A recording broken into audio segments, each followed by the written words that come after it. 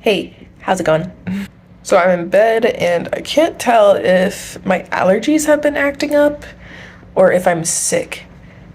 It might be both. I took allergy medicine last night before bed, so I think that's already past it, but there's still this sinus thing going on and I'm not sure what it is. But it's perfect timing, I guess. If y'all are in the Midwest, you'll probably know about the how cold it is right now. Yes, I'm recording this on Friday. So this is Friday, Sam. Yeah, Itty Bitty's checking it out right now. Are you watching the snow or the birds out there, Itty Bitty? Not sure. Well, yeah, none of the things are scooped all downtown. Nothing is scooped. And we have like, I don't even know how many inches out there right now. Do you think I'm going to work today, Itty Bitty? She's like, stay. So yeah, lucky me, I have this congestion anyways. So I'll be able to just stay home and make a video for y'all. And this time I wanted to like seriously sit down and talk about the safeties that you need when you're modeling and how not to get scammed and how not to get yourself in an odd situation or a dangerous situation. All right, the first year while modeling, I want to say definitely bring a friend, a buddy, a pal, someone that you trust with you to like each of your shoots that you book. Like all of them. And even after that, if you feel a certain way or you're going to a new photographer that you've never worked with before, bring a friend. Because as much as you want to trust everyone out there, there are photographers that do just want to try and be predatory, and it's not okay, and it is a huge problem. They think that photographer means that you get to be with a bunch of models and take advantage of them for their talent. Don't deal with that, because you'll need a friend with you to make sure that they don't do any of that funny business. And trust me, if they don't allow you to bring a friend with you, it's a red flag. They're already on you. They're already trying to get to you. There's no reason why a photographer should be like, no, you're not allowed to bring your parents or your friend or your sister or anything like that. It's not okay. If you need to bring like a burly man with you or something like that, do it.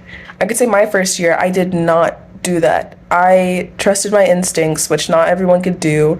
I was put in some certain situations at times where I was like, oh dang, that's not okay, and I was able to get myself out of those bad situations with my strong-willedness, my like straightforwardness. When I saw the red flags happening and stuff about to go down, I knew when to leave and when to do it and how to do it safely. I also like brought a taser wherever I went, or pepper spray, and I made it apparent. I would bring it up in a conversation with the photographer if it's just me and them.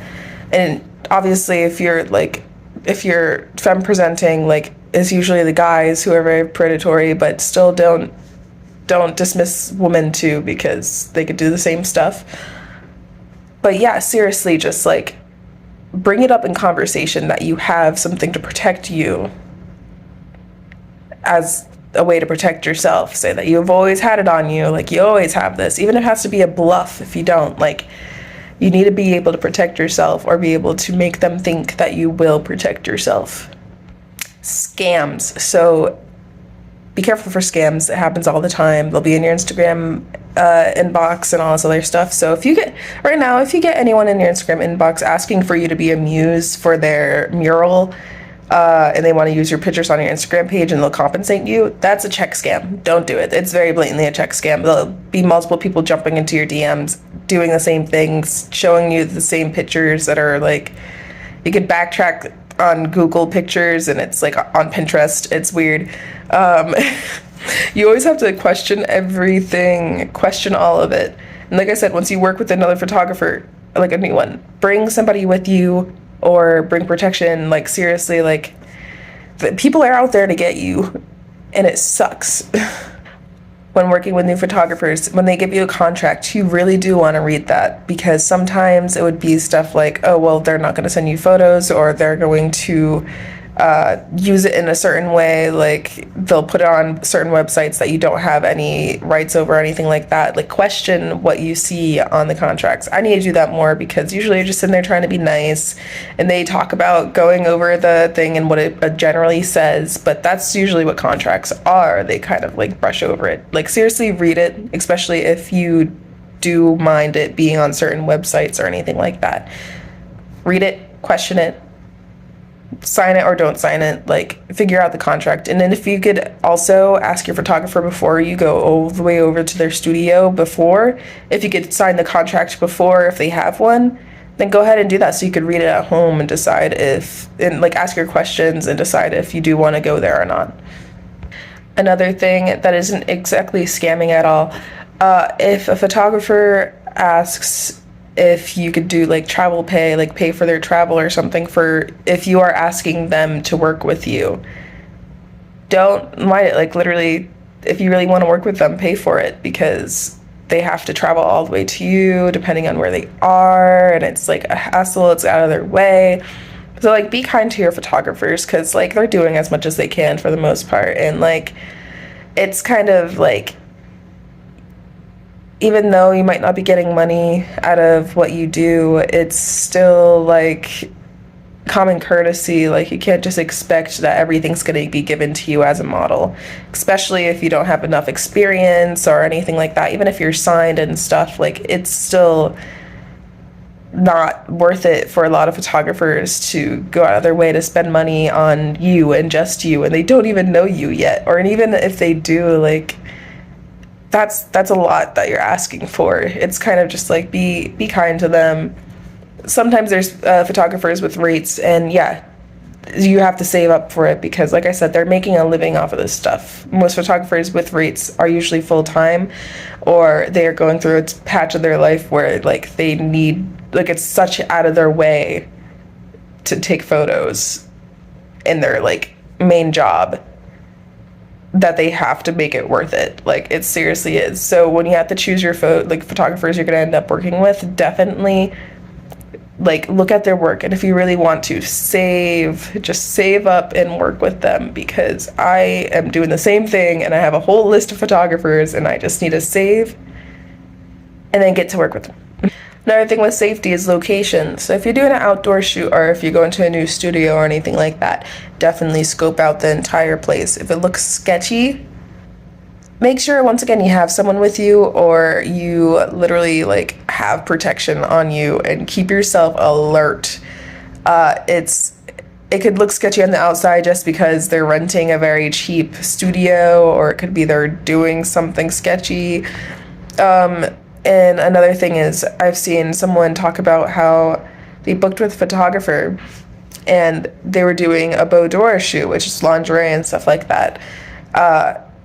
They thought they were going to have privacy like you would in most studios, but the photographer decided to have them pretty much almost completely naked in front of a camera, where there's a studio where guys could go in and out of the studio constantly. Make sure beforehand you talk about the location and you look it up, and you like are able to talk to them about like, yeah, is there privacy, if there isn't, whatever, because you don't want to be stuck in one of those situations where like you're just vulnerable in front of all these people and you didn't sign up for that. You have to be able to communicate with them, question things. It's called communication. Even if it gets annoying, at least you feel more secure about where you're going and who you're going with. And still bring a friend, like I said, is the best thing to do. Hopefully someone who's like bigger than you and like could possibly threaten people. You know, sometimes it just feels like security, but like honestly having somebody at all still makes a difference. Also, while looking for agencies, watch out for the ones that ask you to drop thousands of dollars on the spot. Those aren't agencies. I mean, like, they can be, but they're mostly scams, because wait till you have to work like 6 years to make all that money back. For example, I'm going to name John Casablancas. They tried to get my sister before, and they seemed very interested in me. This was like in high school. And so I like visited them like once I got out of high school in the military and stuff. And I went back to them and I was just like, hey, and they're like, yeah, absolutely, do this, this, and that. And then they like rushed me. They were like, okay, here's the second interview, and right after that, we're gonna find out if you can make it or not, and yeah, you'll be able to start right away. And I'm just like, okay, I'm gonna have questions before that. And they're like, yeah, for sure, we're gonna end up getting everything set up for you. And I just showed up, did a monologue because that was part of the second interview, memorized it, did the monologue, nailed it. Then they were like, okay, sweet, we really like you. We're gonna need $2,000 by today or tomorrow for you to start. And that is far too soon to have that much money. They're like, what, it's only $2,000? And I'm like, what out of college student do you know has $2,000 in their pockets to spend? And they're like, well, what about your parents? And I'm just like, my parents don't support me doing this. It's all me that wants to do this. And they were like, well, making it a big deal and kind of having an attitude about it, like trying to be pushy and like putting a deadline down so I feel more pressured to drop that kind of money. And it was very unprofessional and it was very odd. And then I realized, like, yeah, there was many auditions happening that day. The building was pretty full. It is a real agency, but they make a ton of their money securing it in the first day or two of you being there. Like, they want to make sure they're making money off of you no matter if you book or if you don't book. Meaning they probably don't care if you don't book, which is something you don't want because they're not going to help you grow and like get better jobs and all this other stuff. Like, you have to do it all yourself. You have to question everything, especially if you feel like you're being rushed into spending a lot of money on something that you know is going to end up being more of a hobby for you, or if you're just starting out and it's going to have to start off as being a hobby. Question things. Just try to be safe. Cover your butt. Literally, just, there's so many things that could happen out there, and it's so sad hearing stories of like models emerging and like the whole photographer things, and like they immediately just drop what they're doing and they stop sharing other photos, just come back a year later still broken over being hurt or being like assaulted or being told terrible things from photographers. And it's so heartbreaking that you have to like see that happen and just worry so much for that person and hope that if your words could have done something or could have enlightened anything happening, it's not their fault that they didn't know. It's the fault of the photographers or the people that hurt them for being terrible people and making this happen. So the best we could try to do is help the models out as much as possible and also out these bad photographers. We don't need people like this in the community because they're the ones that hurt everyone. They're the ones that keep people from wanting to join in. They're the ones that are hurting people in general and like breaking them. Like, it's so heartbreaking. Okay, I'm done with my little rant. I'm just like, dang, I've seen it happen before and it was terrible. Damn.